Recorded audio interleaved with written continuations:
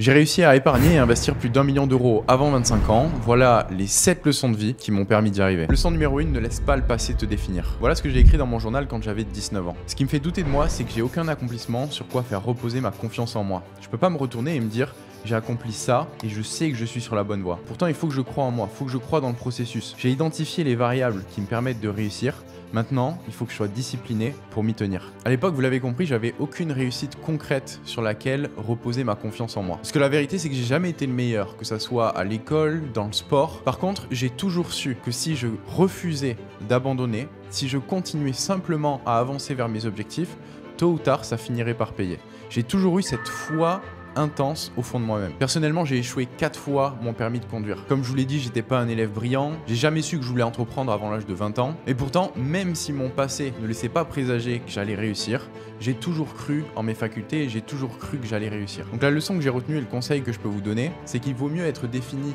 par une vision du futur plutôt que de laisser son identité reposer sur les expériences passées qu'on a vécues. Leçon numéro 2, savoir abandonner au bon moment. Le 30 janvier 2020, j'ai écrit dans mon journal « J'ai toujours des doutes et je ne sais pas quelle décision prendre. Je me vois pas sans elle, mais d'un autre côté, je vois bien que je suis pas rassuré d'être avec elle. La situation est compliquée.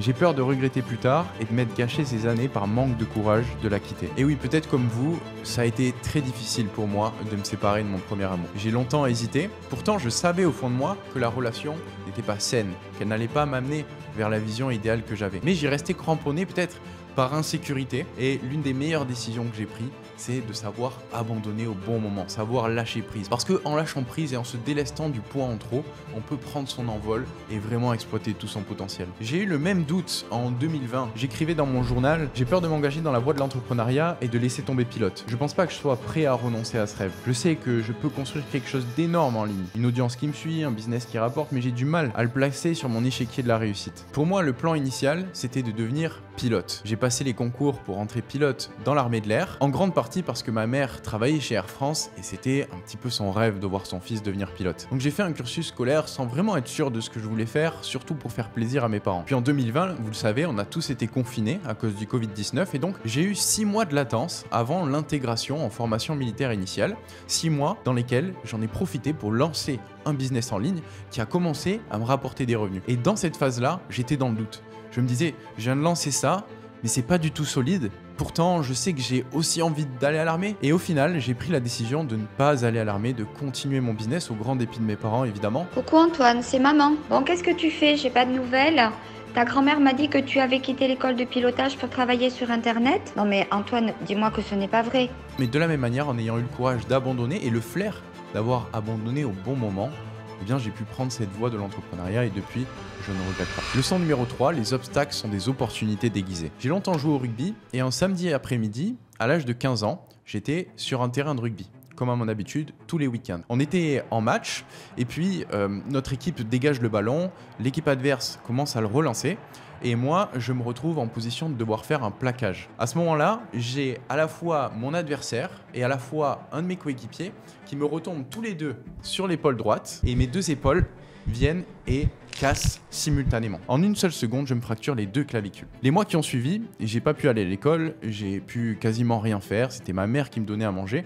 Ça a été une grosse période de doute et de remise en question. Et le pire dans tout ça, c'est que c'est pas la première fois que je me cassais les clavicules. C'était la 3e fracture de la clavicule à droite et la première à gauche. Donc j'étais mis au fait accompli que mon corps était faible, il cassait sous la pression. Et c'est en partie grâce à cet événement que j'ai commencé à faire du sport régulièrement. J'ai commencé par le crossfit et puis j'allais m'entraîner 5 fois par semaine. J'ai eu la chance d'avoir un coach qui m'a pris sous son aile et c'est comme ça que je me suis transformé physiquement. Cet obstacle, cet événement traumatique a été une opportunité pour moi de changer mon identité et de devenir meilleur. Peu importe quels sont vos objectifs et ce que vous souhaitez accomplir dans la vie, vous aurez à un moment ou un autre des obstacles qui feront barrière à votre chemin. Et toutes les personnes que vous admirez, qui ont déjà accompli ce que vous le souhaitez, ont fait face à ces mêmes obstacles. Vous n'êtes pas le seul à avoir les événements et le sort qui s'acharnent contre vous. Donc, si ce ne sont pas les obstacles qui définissent si l'on atteint ou non nos objectifs, c'est notre réaction face à ces obstacles qui va déterminer notre potentiel. Et cette faculté à surmonter les obstacles, je suis convaincu qu'elle est liée à notre force mentale. Et notre force mentale,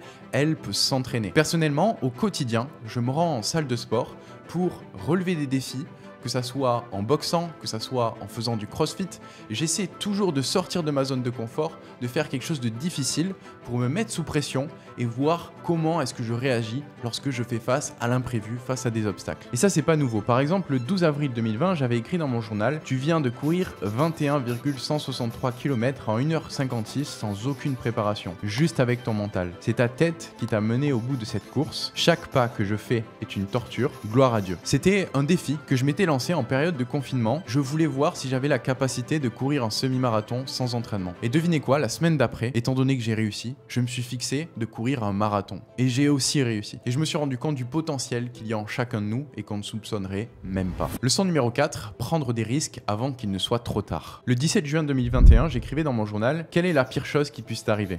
Échouer? Mais si j'échoue, je recommencerai, je m'arrêterai jamais. Je suis prêt à échouer 6 business sur les 12 prochains mois s'il le faut. Et j'en ai rien à foutre du regard des autres et de leur jugement si après avoir construit quelque chose, je finis par m'écrouler. Une des leçons fondamentales que j'ai apprises et qui m'ont permis de réussir, c'est qu'il y a une relation inversement proportionnelle entre les risques qu'on prend et les récompenses qu'on peut obtenir. C'est-à-dire que quand on démarre, on n'a absolument rien à perdre. Ce qui fait de nous quelqu'un d'extrêmement dangereux. Parce qu'on peut se permettre de prendre une infinité de risques sans rien perdre puisqu'on part du niveau 0. En revanche, il suffit qu'un seul risque paye parmi tous ceux qu'on choisit de prendre pour que notre vie prenne un tournant totalement différent et qu'on gagne énormément. Par exemple, en 2021, j'ai pris la décision de m'expatrier à Dubaï parce que je voulais investir dans l'immobilier, j'avais cette philosophie très tôt et je savais qu'en France, avec l'imposition, ça allait être difficile d'épargner. Donc à 21 ans, je me suis dit, eh ben écoute, Antoine, voilà, t'as qu'une vie, t'as pas encore d'enfant, il faut que tu te lances, il faut que tu prennes des risques, et tant pis, si t'échoues, dans le pire des cas, tu reviendras chez toi, tu reviendras chez ta mère, elle te fera à manger, comme c'est le cas actuellement, et puis au final, t'es pas si mal. Donc c'est en partie cette prise de risque et cette volonté de ne pas avoir peur de mettre en danger, évidemment dans la limite du raisonnable, qui m'a permis de faire derrière des rencontres exceptionnelles. En arrivant à Dubaï, je suis arrivé dans une salle de sport et j'ai rencontré Iman Gadi avec lequel j'ai sympathisé. J'ai proposé de le coacher, on est devenus potes. Iman m'a fait rencontrer Yomi et Yomi m'a mis dans la lumière avec sans permission. Donc ce que je veux vous dire par là, c'est qu'on n'est jamais à l'abri de récompenses hors du commun en prenant des risques. Si vous avez moins de 35 ans, que vous n'avez pas de famille, prenez des risques parce qu'après ce sera trop tard. Leçon numéro 5. Toujours viser l'excellence. Le 23 septembre 2020, j'écrivais dans mon journal: l'excellence est un art que l'on n'atteint que par l'exercice constant. Nous sommes ce que nous faisons de manière répétée. L'excellence n'est donc pas une action, mais une habitude. Aristote. Tes habitudes définissent ton identité. Fais en sorte que l'excellence devienne une habitude, et lorsque ça fera partie de ton identité, tu ne te sentiras plus toi-même quand tu ne feras plus preuve d'excellence. L'excellence pour moi, c'est faire preuve d'une obsession hors du commun. Ce que la plupart des gens dans la norme qualifieraient d'un comportement extrême. Personnellement, j'ai toujours fonctionné comme ça. Lorsque je me suis lancé dans le sport, je ne m'entraînais pas seulement pour plaisir, je voulais faire de la compétition, je voulais être le meilleur. Et donc, toutes les secondes de mes journées étaient orientées vers cet objectif. Je regardais des vidéos d'entraînement pendant que j'étais en train de manger.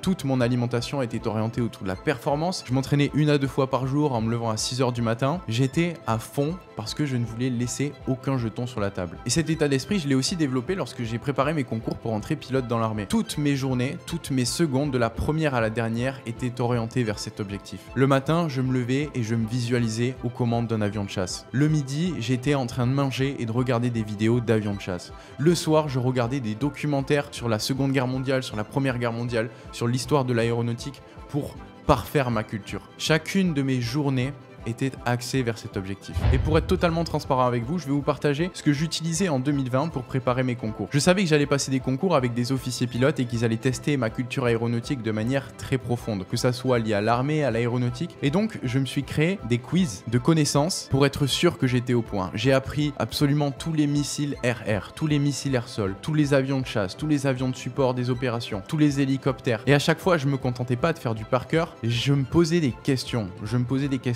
Combien de Rafale y avait-il en 2020 contre 2025? En quoi le Rafale est un avion omnirôle?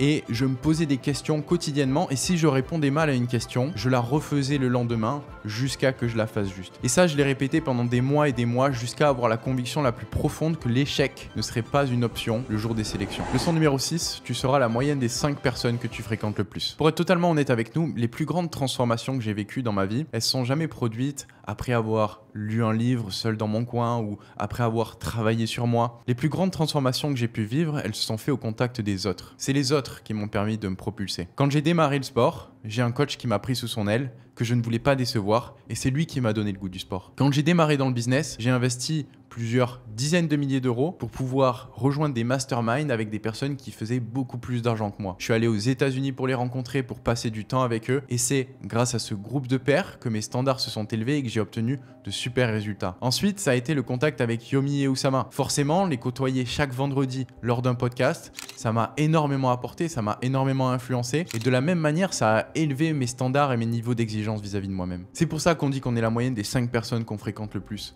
Quand on est bien entouré, notre perception de l'effort change. Là où quand on était seul, faire quelque chose nous paraissait difficile, avec un groupe et avec les bonnes personnes à nos côtés, tout paraît beaucoup plus simple. Leçon numéro 7, toujours chercher à faire le bien. Le but de ma vie, il est très simple. Je n'ai qu'un seul objectif. C'est pouvoir, le jour de ma mort, me présenter devant Dieu et être fier du potentiel que j'ai réussi à exploiter et qu'il avait mis au fond de moi. Et ma plus grande peur, c'est celle de mourir, de me retrouver face à Dieu et qu'il m'explique tout ce que j'aurais pu faire si seulement j'avais cru en moi, si seulement j'avais travaillé plus dur. Aujourd'hui, la seule chose qui m'anime, c'est de maximiser mon potentiel pour pouvoir derrière avoir un impact positif sur le monde, pour pouvoir faire le bien. Je veux gagner plus d'argent pour pouvoir en redonner plus. Je veux pouvoir développer des business pour pouvoir résoudre des problèmes. Je veux aussi pouvoir aider ma famille, ma mère, qu'aujourd'hui j'ai la chance de pouvoir aider tous les mois. Je veux aussi transmettre à mon petit frère ce que j'ai appris. Et d'ailleurs, c'est comme ça qu'il a démarré un business et que lui aussi a réussi à devenir libre financièrement. Le seul but de ma vie, c'est de pouvoir exploiter mon potentiel, rendre la vie de mes proches moins difficile